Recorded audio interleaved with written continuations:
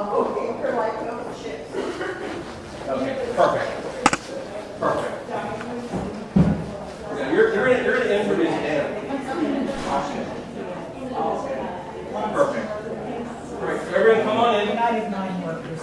Oh, okay. Over your hair. Come on down. Gather around. Let's just fill up the space. These great camera. So fantastic. Yeah. I talked about them a lot. Everyone come on in.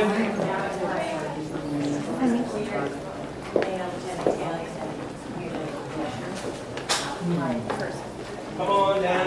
You're good. Looks like a yard sale, doesn't it? Yeah.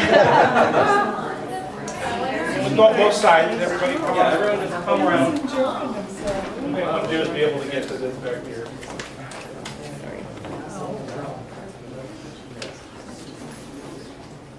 Okay, so Mike, I'd like for you to introduce Dan, because this photo collection, this archive that Dan is in charge of, this is a huge part of your presentation you just gave. So please introduce us and bring us up to speed as to what we're looking at, and we'll let Dan take it away.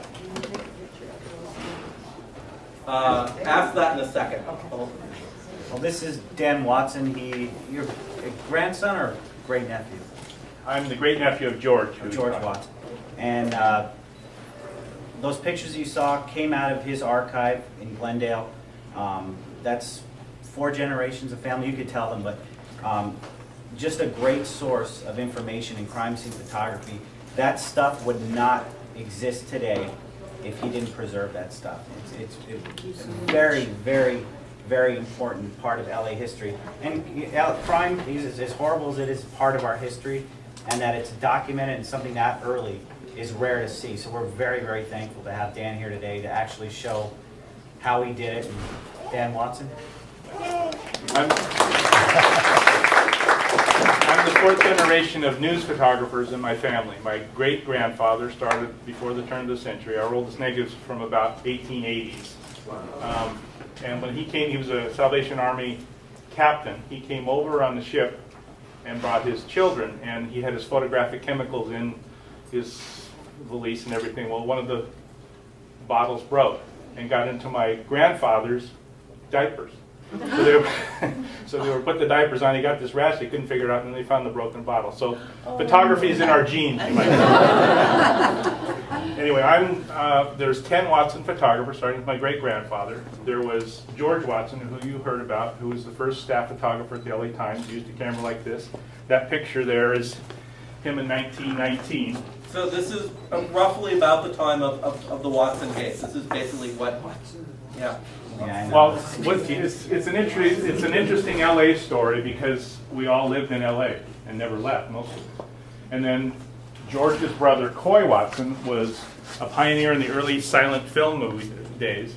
And he had 9 children, 6 brothers who all went into photography. They were all news photographers through 20s, 30s, 40s, 50s, 60s. And then my dad was still at the Daily News in the 80s. So, but this is not this camera, but this is the type of camera George would have used on this flimsy tripod. And I wasn't going to bring this, but it is kind of interesting. It says a lot when I looked at this today. Could you lift it up a little bit? Sure. In that era, you always see people wearing hats, right? Sheriffs. Let me hold it up, and you can talk. I'm going to turn it around. All right, I got it. Don't worry. So as a photographer, you had to comply with those days. You had to wear a hat. But notice the type of hat. He could roll it up, put it in his pocket. Because look at all the crap he had to carry, right? Over here, he's got glass plates, 4x5 pieces of glass, which I have here and I'll pass around. You know, think about a pane of glass, how much that weighs. If he carried 6 of those, okay. He's wearing a coat, and convention of the day was to dress nicely. A tie. How old Coat. was he, do you think, then? He was born in 1892. That was 1919. So you guys are figuring that out. The pockets. He was carrying a flask, a glass flask of powder flash, basically a hand grenade in his pocket. It was like carrying gunpowder. It was very volatile. And you'll notice here, his hand. He's holding a powder flash gun. Notice his thumb in his hand. His thumb is all burned from the powder flash.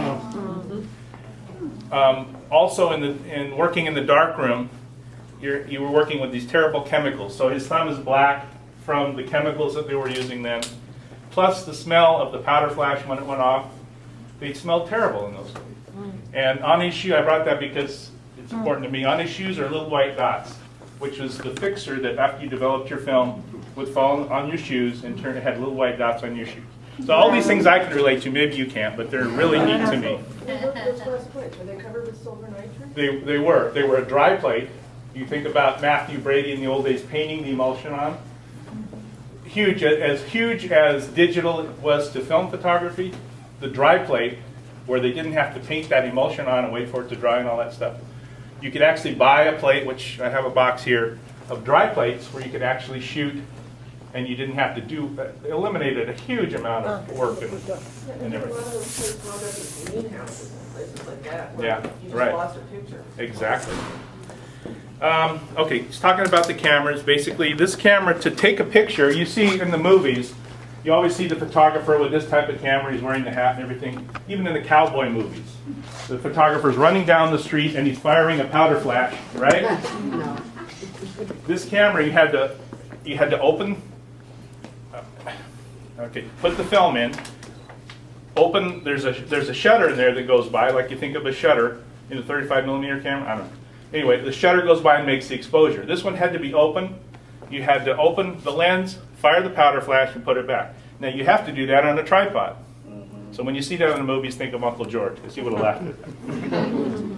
This camera, when it came out, this is a single lens reflex. You actually look down through here and focus. But, so it was portable. But then again, you had to have a film holder. When the dry plates came out, which was much better, you had a film holder on the back with two shots like this. So in the darkroom, you loaded film in here, closed it up, and you had two shots. 1, 2. You could turn it over. But think about running around trying to change that. This is one of George's original holders. So they came out with another huge development, which was this. This was like a film pack. This had little metal septum, what they called septums inside, and you loaded, this holds 12 pictures. They actually had one at 18. This was like a motor drive, this was unbelievable. You could just take pictures and everything. So for a press photographer, moving fast, being able to move, being able to get what you need, think about taking notes at the scene, people's names and that. A crime scene would have been totally different. I would assume you'd have all the time you wanted to take pictures. So these developments maybe not as important to a crime scene, but for a press photographer, these developments were huge. Okay, 1927, some people started inventing basically a flash bulb. They started out with, this is a very early flash bulb from the 30s. These came out and were available to the public in the 1930s. So what it is a regular light bulb that a company started making. You put magnesium flash foil inside that, and you set it off with a battery. Another huge development. Think about not having to carry the powder flash, not having to set it off, not having to do this and that. This is actually made from a flashlight. George made this. 2 batteries. He was a great inventor, which I won't get into a lot of stuff, but he didn't go down to the photo store and buy it. You made it if you needed something. A huge development. The flash bulb came out, but you still had to have the camera on the tripod, open the lens, and you could fire it. This way, you could actually synchronize. My other uncle, his nephew, figured out how when you fired this camera, it has a mirror that you look through. The mirror comes up. He made a contact there, ran a wire to this. So when he popped the thing would go click, clop, bloop. The back would open, this would go out, and this would set off. So he took some of the first pictures in Los Angeles off the tripod at the Coconut Grove. They couldn't believe it. You're walking around the table and you're going, bang. They were expecting the flash, the smoke, the thing, But so another huge development. And that would have been something that the sheriffs, before the sheriffs probably. Oh yeah. Yeah, way long before the before, sheriffs. And I think he mentioned that George was taking all the pictures, or most of the pictures, for the sheriff's department, because they didn't have photographers and the technology to do it. Okay, from this camera, which was very good, very slow lenses, you know, you can take pictures in here with your cell phone, no problem. The film speed in the early days do we know what ISO is? Okay, Right. ISO 12. We're talking about 10,000 now. I remember my Uncle Coy, who was my uncle, George's nephew, talked about when the ASA, or it was ASA then, 32 film came out, another huge, I mean, it was like, I can't believe this. I can walk around outside and take pictures. So those developments were very important. Like I said, here's a box of the original glass dry plates came in from around 1920s. And then in here, I'll pass this around. If you drop it, it's okay, but please don't drop it. This is an actual photo of just trees. Oh, But wow. this is from a 5x7 camera, which would have been bigger than this. This is 4x5. This is a 5x7 glass plate. It's over 100 years old. Maybe we can just leave Don't it drop on the. it. I mean, I've got lots of these. No. You want to touch it, it's really, I mean, it's only a picture of trees, so it's no big deal. This was actually shot by my great-grandfather in Oregon before the turn of the century. But we got lots of tree pictures.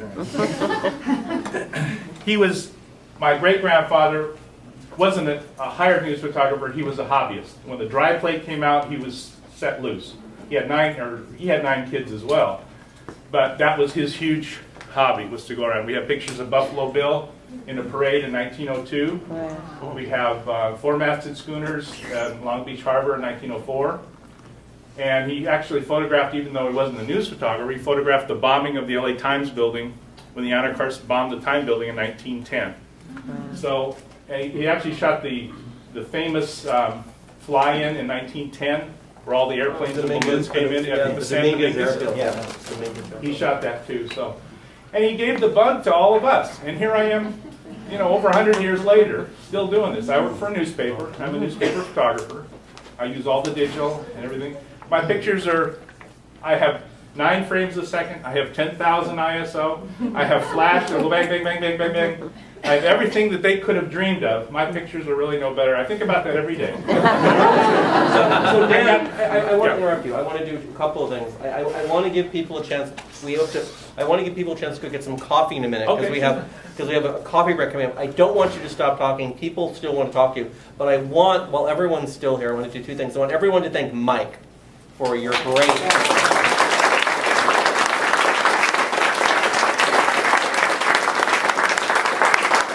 Good job. We'll have you back next year. We'll figure that out. I want everyone to hear from you about the archive and licensing from the archive, because that's just a bit. So just give us a minute or two on the archive, its use for commercial use, licensing, research, etc. Just should people shouldn't just call and ask to come look at stuff. You don't have the time for that. But what parameters exist whereby people might come into the archive and get some work done, give you some money for licensing, etc. Well, we're in a library setting. Think of a big room like this with a library table in the center, and we have binders of 8x10 photos along the wall. It's still back in the Stone Age. We've tried to get a website up and running many times, and that's the way everybody looks for everything now, and that's the way we'd like it to be. That's coming. There's thousands of photos. I don't know what crime scenes you showed. Did you show them blood and gore and a lot of that? I didn't get the real graphic stuff, but there is some real graphic stuff. It's one family working in Los Angeles for over 100 years. So it's news, mostly news, and I have to give my Uncle Delmar credit. He kept it all together for all these years, for 40 years in Hollywood, and now it's moved over, and Antoinette and I are taking care of it. Antoinette has set it up as a library. She was a librarian. If you have a project that you're working on, we're more than happy to help you. We need to keep the lights on, just keep that in mind, and I don't have time to come and sit with you and talk with you, but if you're doing research and you want to make an appointment, we're more than happy to have you there. We're kind of at the point where we may have to charge for research time. If you're working on a project or a book or something like that, we can always work it out. If you use this, pay us later. We do a lot of that. It's just we want this to be utilized, and thank God we met Mike, because he's given us a lot of information, and I think a lot of people are impressed with what's there, but it's been sitting in a basement, basically for for 80 years. And a lot of the stuff has not been seen since it was published way back in the newspaper days. And like a good news photographer, my dad and my uncles left the paper, they stole their negatives. And thank God they did, because they wouldn't exist anywhere else for the most part. Well, I don't want to say that in front of some of these people. But we have pictures of Rudolph Valentino that he took that actually my dad found those. He was working at the LA Times and they were throwing glass negatives out of the second story window in the trash bin. And my dad went up and he said, "What are you doing?" And he went through like this, here's Rudolph Valentino, here's this murder case, here's this murder case, and he took them and put them in a box. Because, I can understand, think about storing thousands and thousands of these glass negatives. Yeah, that's their job. Well, if you need to get coffee or whatever, I'm not going anywhere. Okay, you want to come back? So, perfect, right. So I'm going to set up the other camera. We have about 15 minutes before we start the labs. You're not going anywhere, so stay here, ask questions. I'm going to go set up the second camera of coffee. You can go to the bathroom, and in about 15 minutes, we'll meet back in the main classroom, and we'll break everyone into groups and ask him questions. And ask Mike, you're right here, so ask Mike questions. Did you talk about him being a hermaphrodite? Mike? No, Watson. Bluebeard Watson. No relation to Bluebeard Watson. Yeah, I did. Good. The funny thing was, in the archive, we had a picture of James Bluebeard Watson.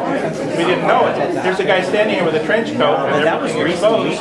He says, "That's Bluebeard Watson." After we knew the story, we didn't know who that was. So he came and said,